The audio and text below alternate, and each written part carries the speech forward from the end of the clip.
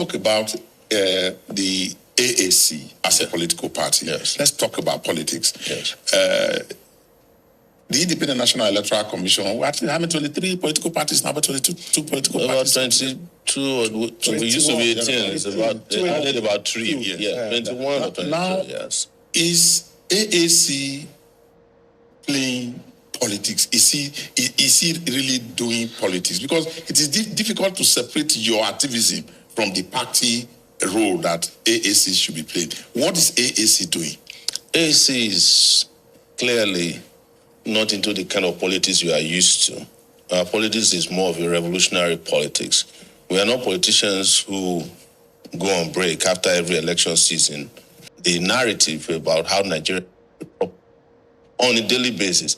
But what you call it, go and collect form, pay a huge amount of money, find a political party that is vacant to put them, and then they put a lot of money into the system.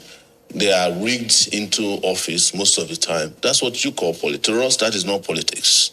That's criminality. Because of your activism, you work with a lot of young people. Yes. The tendency is for people to believe that that perception is there that you are a youth mobilizer and your party is actually peopled by the people who are young.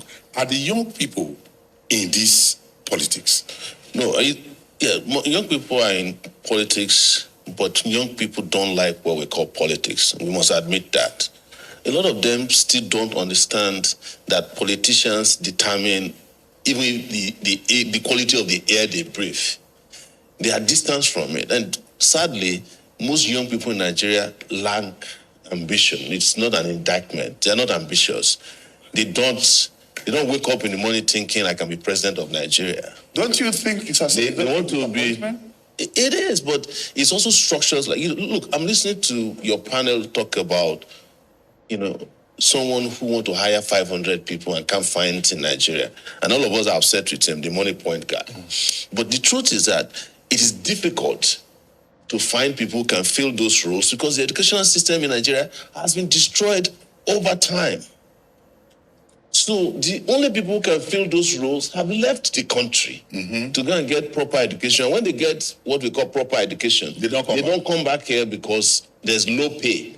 A doctor who has been to London to go to school for 5 years to become a doctor and has borrowed money or has spent over 100,000 euros is not coming back to come and be fighting you for 500,000 naira per month. Most doctors don't get that amount. That's if they pay you. So that's the problem. Locally, this was exactly the result they wanted to achieve when they started around 1978. Obasanjo to say, look, education should not be free. Don't give students the kind of education they deserve. And over time, they reduced the educational system to a point that even the military administrator became the VC of ABU. That was Kotangora. They knew what they were doing. This is the result they want to achieve. People who don't understand that their life depends on politics. And then, if you look at it, I give you a small example. If you go to the United Nations General Assembly, the countries that send the highest number of delegates to those countries are the poorest countries. Nigeria sent 600 people at a time. But if you go to the country where it is happening itself, yes, the US, is the US president and 5 people. So also the United Nations General Assembly, they get their best quality people. And if you find the room when the thing is going on, our delegates are sleeping. These young people that you're fighting for, is always difficult, going to be a difficult time, and has to make them realize you're fighting for them and for them to join the struggle. You see, they easily pander to this system that you're trying to change. Yes. How do you feel about it? They seem not to be connected with your struggle and vision. One of the biggest problems we have, even in analyzing young people participation in politics, is that we just assume that because people are young, that they know what they are doing politically. It's a demographic, it's not a political party, young people. So, my telling you that is that there are young people today, very young, they dress smart, they put in front of their names ambassador or honorable when they have never won anything or they are not ambassador of any, even plenipotentiary. But they believe that they can be somebody without doing anything about becoming somebody. Now, whereas the old people that we always criticize are strategic enough to hold on to the particular positions and political influence and the financial powers that continue to dominate the young people. So what are you doing? Since you will realize this is the challenge that even some of them don't even know. No, what I do is a difficult job. I'm out there being a teacher. I'm out there being a father to some of them because a lot of these young people also are the ones who are taking care of their parents, which used to be the other way around. I'm out there also being someone who is struggling to free them both from physical encumbrances and also mental slavery. And that's the most difficult one because it's the most difficult person to wake up in the world is a person who is pretending to be asleep. That's what and a lot of our young people are like that. Some have said that part of the problem of our youths today is that they do not know about leaders who have made sacrifices for the country, leaders who were well-intentioned. You talk about the 60s, early 70s, and they have grown up in a generation where you have corrupt leaders, people who do not have noble examples to show them. How do we get around letting them know the real values of our society? Well, the people who destroyed education to the point that they removed history as a subject for years knew what they were doing. That is where you could have learned about who was good or bad. But also then, don't forget that the history author is the one who decides who is the best subject in history. We were all growing up, and all of you can testify to it in social studies.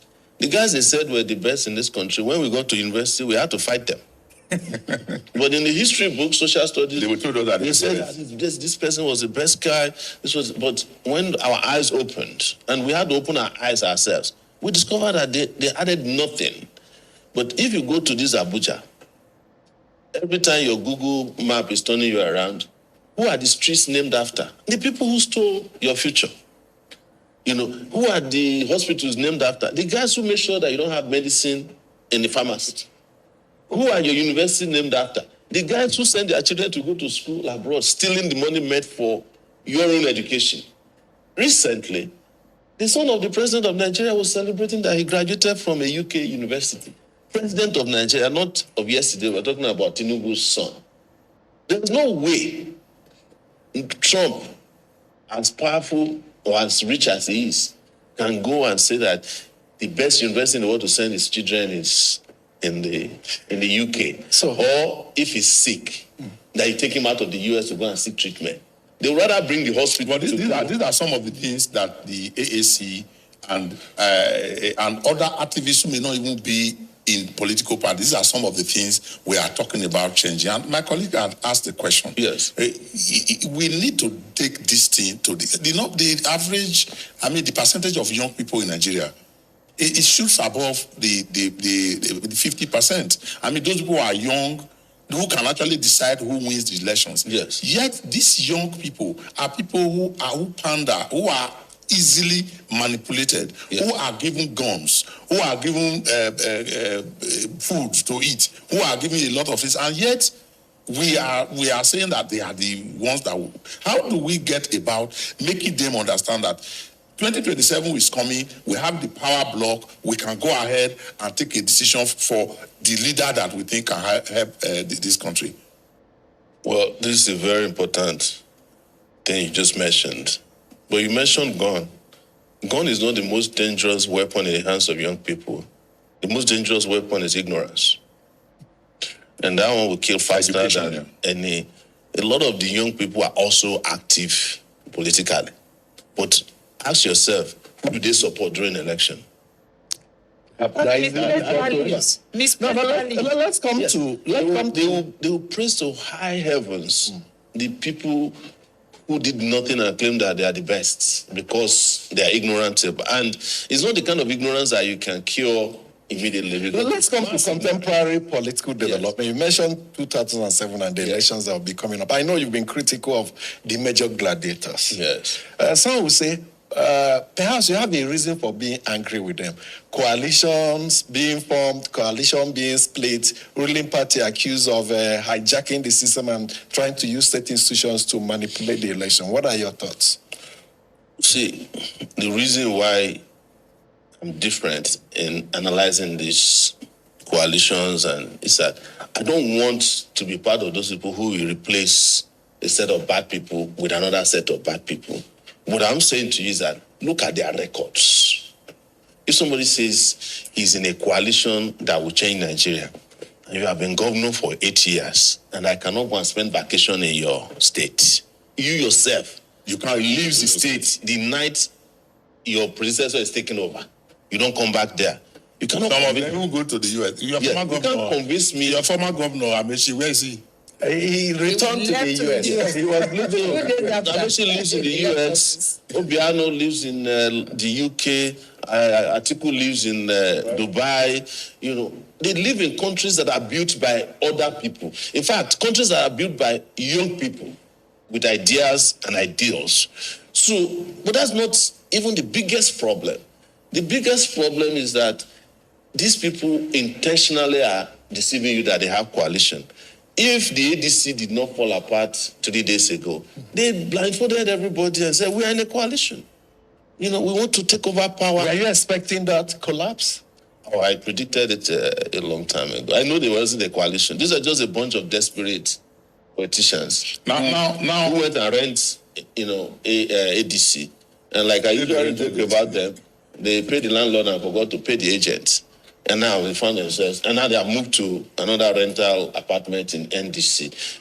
That's some of them. The other ones remained in ADC. It's about grabbing power. It has nothing to do with service. We should be talking about service. And I want to make an important contribution here.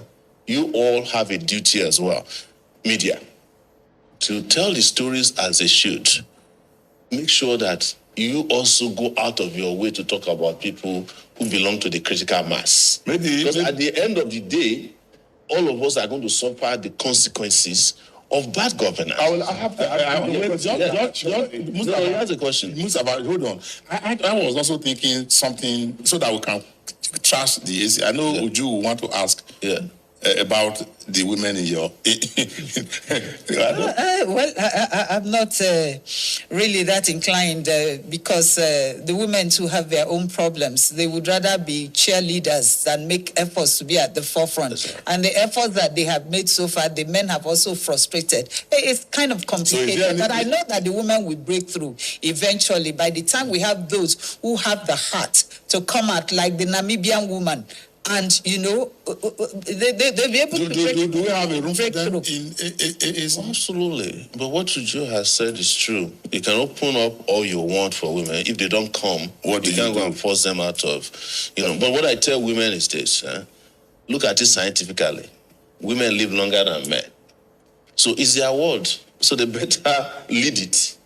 Now, we have seen how the youth in the Southeast, the Southwest came out massively as obedient for Peter Obi in the last election. Yeah. You are also talking about youth. What's the difference between what you are preaching that the youth didn't come out during election massively for you? Is there a disconnect? There wasn't a disconnect. I've mentioned the weaponization of ignorance. The youths that came out who called themselves obedient in 2020, they are all regretting. And that's what I told them. I was the only person who came out at that time and said, this is complete misdirection of your priorities, your energy, and your intellect. If you do have, Obi wasn't going to take you anywhere. The ride was for Obi to go round.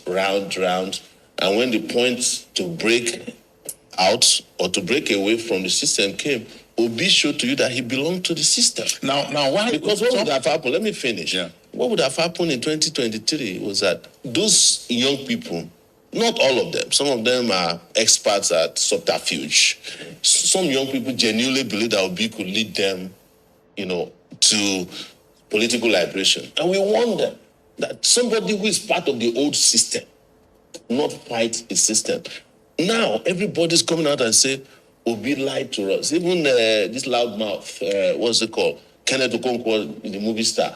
Yesterday was all over the place saying, Obi refused to take the lead when it was most important. His vice president, Adati Ahmed, came out and said, we thought we won the election, but we needed political move. Obi disappeared on us. I wouldn't have done that if those young people... Do you think this election is for the APC to take? Do you have confidence in INEC to deliver credible election? Everybody sits down here shouting about INEC. What do you think INEC is designed for? INEC is a government agency. Everybody working in INEC... That's not what the law says. No, everybody working in INEC naturally and... Because we have had an INEC that did an election. No, everybody working in INEC, 90% of them are civil servants. Yes. Those appointments were made by the current president until you get to a point where you can honestly say that everybody working in INEC has no affiliation. So your answer is yes, that it is for the current. No, that's not what I'm saying. I'm saying that INEC's job is to help the president who appointed them to win election. But the Nigerian people can take a different direction. You and I were around in 1993, even though we didn't support Babangida's transition program. But the people came out and said, this is our candidate, and this is who we wanted. This is who we want. And the president won. You can do that. You can help INEC elect your own representatives. There's a room for that. But it has to be massive and it has to be conscious. But to expect that INEC, as it is presently constituted, forget if it is a Mukpito or another person. Okay. They have thousands of people. All right. They have thousands of we really have to go now. Our time is up. We're always in a hurry when we are speaking the truth. We are really sorry we have to go. We actually think that something would have if we have 1 hour, we'll talk with Sowore and it will not end. Yes. We will have a lot to if it's possible to continue to go on, we would have done. But just the last question. Yes. Are you contesting this election? I'm going to go to my party's primaries. All right. And he doesn't want to answer straight. So you're a presidential aspirant? Yes, I'm aspiring. In terms of the political party. All right, let's go. I'm sorry, our time is actually really up. We have to go now. Political platform. We'll be back